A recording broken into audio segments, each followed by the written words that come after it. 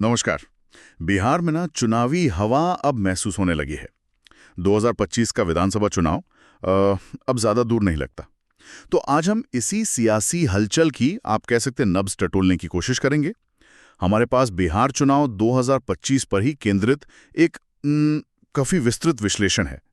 इसमें जो आने वाला मुकाबला है उसके मुख्य किरदार कौन हैं, सबसे अहम मुद्दे क्या हो सकते हैं और वो कौन से समीकरण हैं जो नतीजों पर असर डाल सकते हैं, इन सब पर बारीकी से नजर डाली गई है। और देखिए, ये सिर्फ एक और चुनाव नहीं है, ये बिहार के अगले 5 सालों की दिशा तय करेगा, है ना। लाखों लोगों की उम्मीदें हैं, जमीनी हकीकत है, उसका आईना बनेगा ये चुनाव। तो चलिए इस विश्लेषण के जरिए समझने की कोशिश करते हैं कि बिहार की राजनीति में आजकल क्या खिचड़ी पक रही है और कौन से मुद्दे इस बार सबसे ज्यादा गूंजने वाले हैं। बिल्कुल।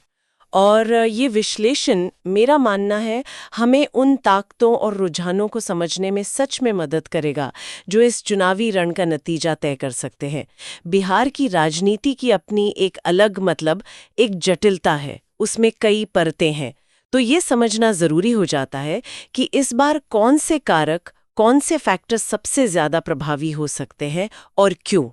विश्लेषण साफ तौर पर यही कहता है कि यह सिर्फ सत्ता की दौड़ नहीं है, बल्कि ये मुद्दों की, उम्मीदों की और हाँ, जनता के विश्वास की कसौटी है। अच्छा, तो सबसे पहले बात करते हैं उन मुख्य किरदारों की जो इस चुनावी मंच पर आमने सामने होंगे।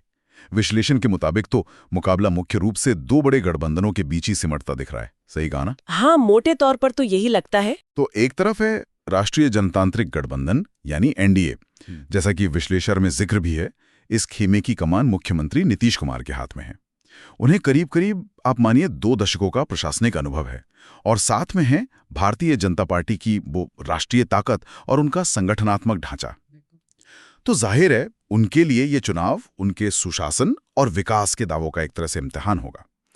20 साल सत्ता में रहना, ये अपने आप में एक बहुत बड़ी उपलब्धि भी है और चुनौती भी। हाँ, और यही एक दिलचस्प पहलू उभरता है। बिल्कुल, नीतीश कुमार का इतना लंबा कार्यकाल जहां अनुभव और स्थिरता का प्रतीक है, वहीं ये वो सत्ता विरोधी लहर जिसे कहते हैं एंटी इनकम्बेंसी, उसको भी जन्म दे सकता है।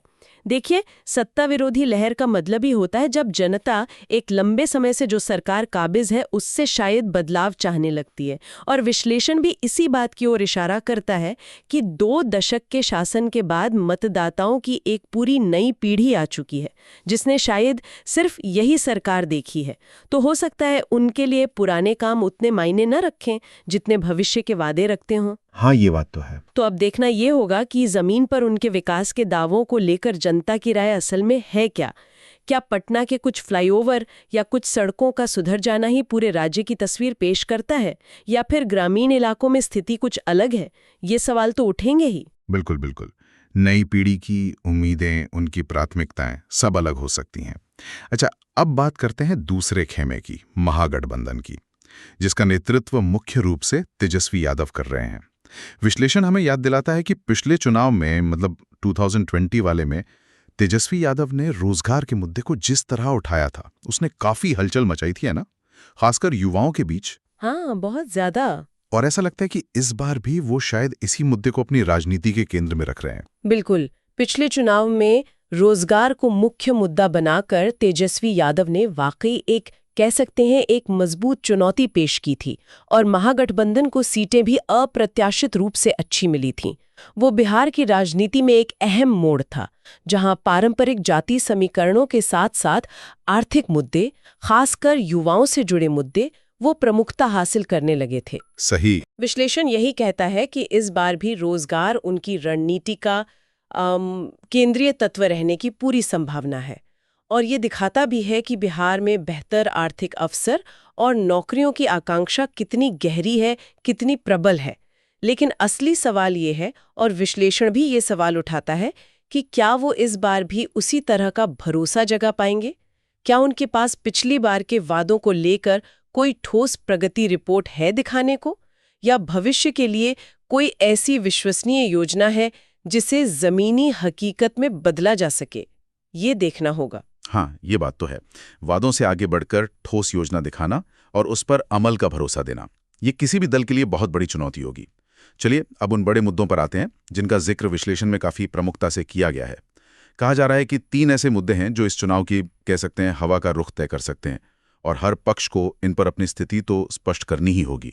जी। इनमें सबसे पहला और शायद सबसे ज्वलंत मुद्दा है बेरोजगारी। विश्लेषण साफ तौर पर कहता है कि बिहार का युवा अब सिर्फ वादे नहीं चाहता, वो सरकारी नौकरियों के साथ साथ निजी क्षेत्र में, उद्योगों में स्थायी और बेहतर रोजगार के ठोस अवसर चाहता है। ये सिर्फ नौकरी का सवाल नहीं है, बल्कि एक बेहतर भविष्य का, पलायन रोकने का और राज्य में ही अवसर पैदा करने की एक बड़ी मांग है। जैसा हमने अभी बात भी की, तेजस्वी यादव इस मुद्दे को जोर शोर से उठा भी रहे हैं। देखिए, बेरोजगारी का मुद्दा सिर्फ अर्थव्यवस्था तक ही सीमित नहीं है। इसका बहुत गहरा सामाजिक असर है, खासकर पलायन पर। विश्लेषण के जो आंकड़े हैं वो बताते हैं कि बिहार से काम की तलाश में बाहर जाने वाले युवाओं की संख्या वो चिंताजनक बनी हुई है। ये मुद्दा सीधे तौर पर लाखों परिवारों को प्रभावित करता है।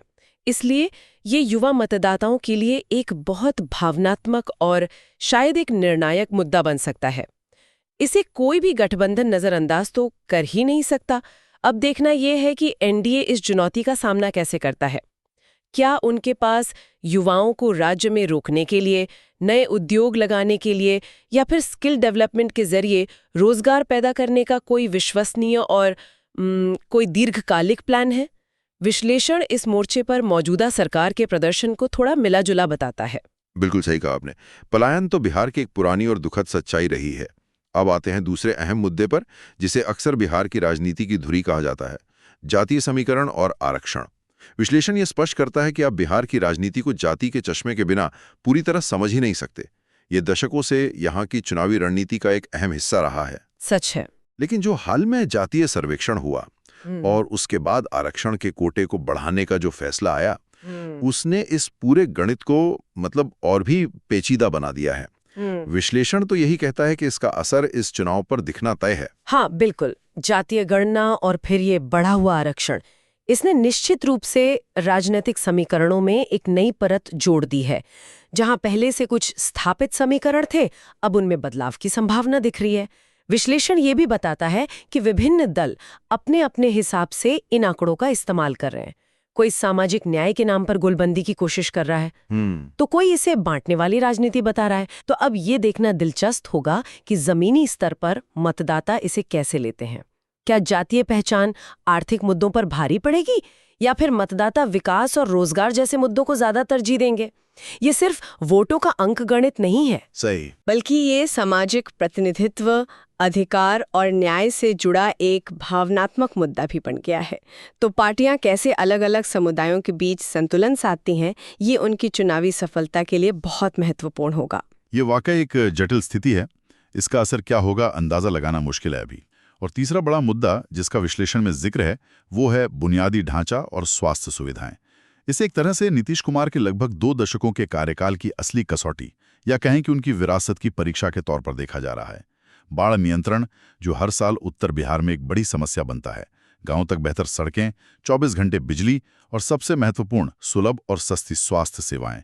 विश्लेषण के अनुसार जनता इन पैमानों पर सरकार के काम को बारीकी से परखेगी। देखिए, बुनियादी ढांचा और स्वास्थ्य सेवाएं, ये ऐसे मुद्दे हैं जो सीधे आम आदमी के जीवन की गुणवत्ता को प्रभावित करते हैं।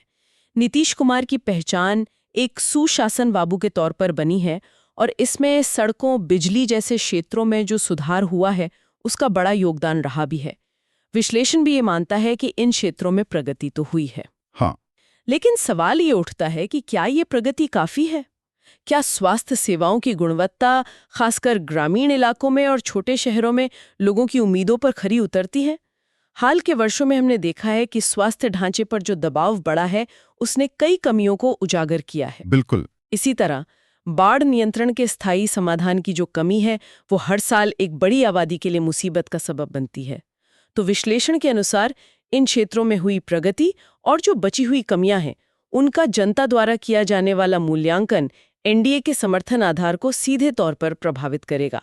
और जाहिर है, विपक्ष इन्हीं कमियों को उजागर करने की कोशिश करेगा। तो ये तो हो गए वो 3 बड़े मुद्दे, रोजगार, जातीय समीकरण और आरक्षण, और बुनियादी ढांचा व स्वास्थ्य, जो लगता है चुनाव के केंद्र में रहने वाले हैं। लेकिन विश्लेषण कुछ ऐसे कारकों की ओर भी इशारा करता है जिन्हें हम एक्स फैक्टर या निर्णायक कारक कह सकते हैं, मतलब अप्रत्याशित पहलू, यानी वो चीजें जो चुनावी नतीजों को शायद अप्रत्याशित रूप से प्रभावित कर सकती हैं। इनमें क्या खास है? जी, विश्लेषण मुख्य रूप से 2 ऐसे एक्स फैक्टर्स पर जोर देता है। हाँ, पहला है महिला मतदाता। बिहार में अक्सर ये कहा जाता है कि महिलाएं एक साइलेंट वोट बैंक हैं बिल्कुल। और उनका झुकाव जिस तरफ होता है पड़ला उसी तरफ झुक जाता है। पिछले कुछ चुनावों में उनकी भागीदारी भी काफी बड़ी है, जिसने इसे और भी महत्वपूर्ण बना दिया है। ये बिल्कुल सही बात है। महिला मतदाताओं का एक बड़े और कह सकते हैं स्वतंत्र वोट बैंक के रूप में उभरना, ये बिहार की राजनीति में पिछले 1-1.5 दशक का शायद सबसे महत्वपूर्ण बदलाव है।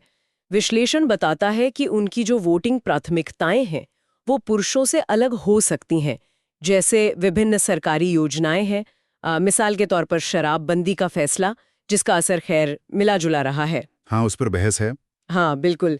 या फिर जीविका कार्यक्रम के तहत जो स्वयं सहायता समूहों का विस्तार हुआ है, या लड़कियों की शिक्षा के लिए जो योजनाएं चलाई गईं, इन सब का उन पर क्या असर पड़ा है, ये देखने वाली बात होगी।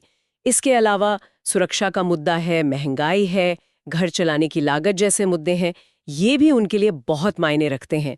विश्लेषण कहता है कि सभी दल उन्हें लुभाने के लिए खास घोषणाएं कर सकते हैं और उनके वोट हासिल करने के लिए विशेष रणनीति अपनाएंगे जरूर। ये वोट बैंक अब किसी एक पार्टी का मतलब बंधुआ नहीं माना जा सकता। ये दिलचस्प है कि महिला मतदाता अब इतने मुखर और निर्णायक हो गए हैं। और दूसरा एक्स फैक्टर जिसका जिक्र विश्लेषण में प्रमुखता से है, वो है चिराग पासवान की पार्टी, लोक जनशक्ति पार्टी रामविलास, जिसे LJPR भी कहते हैं, उनकी भूमिका। विश्लेषण हमें याद दिलाता है कि 2020 के चुनाव में उन्होंने अकेले चुनाव लड़ा था और एनडीए को, खासकर नीतीश कुमार की पार्टी जेडीयू को, कई सीटों पर काफी नुकसान पहुंचाया था। हाँ, काफी।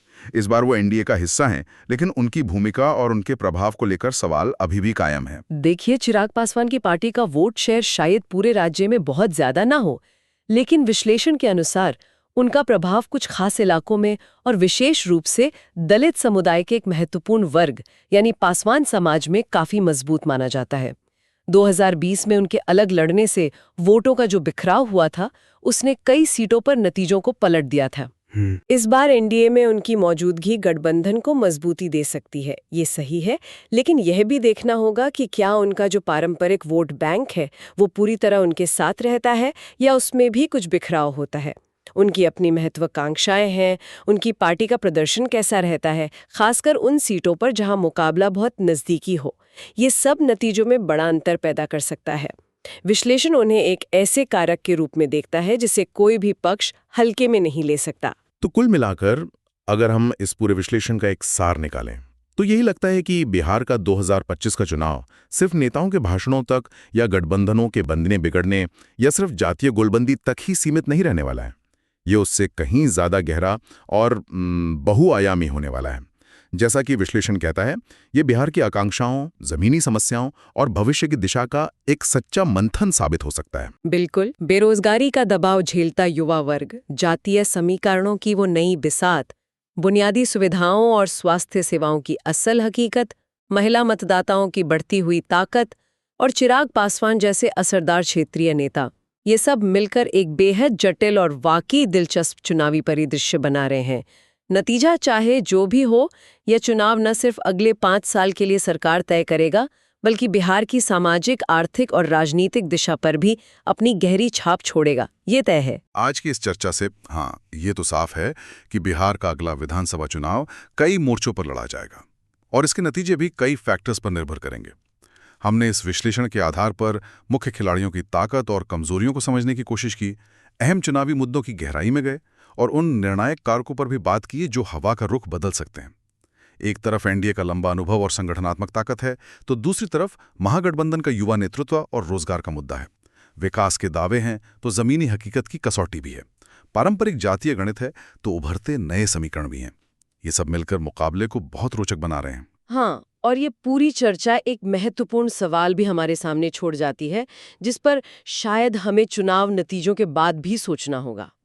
देखिए, चुनाव जीतने के लिए वादे करना एक बात है, लेकिन जीतने के बाद उन वादों को जमीन पर उतारना, खासकर रोजगार सृजन और बुनियादी ढांचे को सुधारने जैसे बड़े वादों को, वो असली चुनौती होगी। सही कहा। क्या अगली सरकार के पास इन जटिल समस्याओं से निपटने के लिए कोई ठोस, कोई व्यावहारिक योजना होगी? और क्या राजनीतिक इच्छा शक्ति होगी, या फिर ये मुद्दे चुनावी मौसम के बाद फिर से ठंडे बस्ते में चले जाएंगे? ये सवाल सिर्फ चुनावी राजनीति का नहीं है, बल्कि ये बिहार के करोड़ों लोगों के भविष्य और राज्य के दीर्घकालिक विकास से सीधे तौर पर जुड़ा है। बिल्कुल, ये सोचने के लिए एक बहुत ही अहम नुक्ता है। वादों को हकीकत में बदलने का सफर ही वही असली परीक्षा होगी। खैर, आज के इस विश्लेषण में इतना ही।